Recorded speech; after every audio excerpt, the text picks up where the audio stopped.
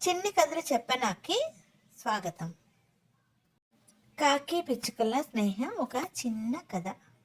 ఒక అడవిలో ఒక కాకి పిచ్చుక స్నేహంగా ఉండేవి. అయితే కాకి చాలా నెమ్మదస్తురాలు, అలాగే మంచిది కూడా. సహాయం చేసే బుద్ధి గలది కాకి.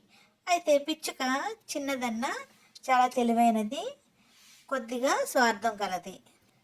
పిచ్చుక చిన్న చిన్న అల్లరి పనులతో సరదాగా హుషారుగా ఉండేది. కాకి పూర్తిగా విభిన్నం పిచ్చుక మనస్తత్వానికి. కాకి ఎప్పుడు కూడా పిచ్చుకకి తినడానికి సహాయం చేసేది, ఏం తెచ్చినా సరే పిచ్చుకకి ఇచ్చేది. అయితే ఒకరోజు కాకి పిచ్చుక ఆహారం వెతుక్కుంటూ వెళ్ళసాగాయి. కాకి ఒక దిక్కు వైపు, పిచ్చుక ఒక దిక్కు వైపు వెళ్ళసాగాయి. అయితే పిచ్చుకకి ఒక చోట ఆహారము కనిపించింది. ఒక గుడిసె ముందు ఒక కుండ కనిపించింది పిచ్చుకకి.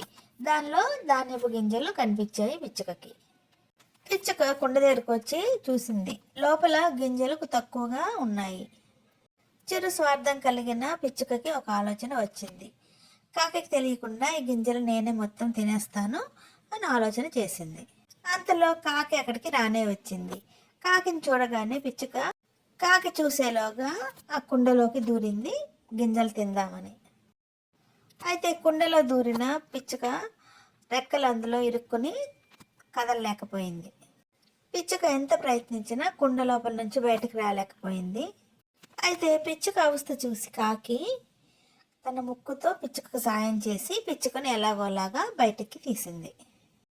బ్రతుకు జీవుడా అంటూ బయటపడింది పిచ్చుక ఆ కుండలో నుంచి.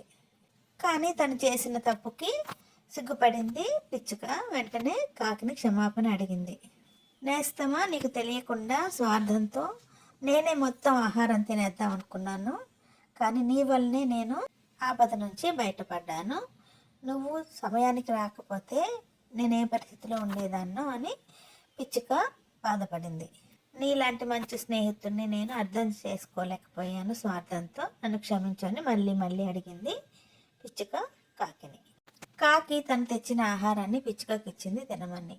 స్నేహితులకి ఆపద వచ్చినప్పుడు రక్షించడమే నిజమైన స్నేహము కదా. నిజమైన స్నేహం మధ్య క్షమాపణలు ఉండకూడదు అన్నది కాకి పిచ్చుకతో.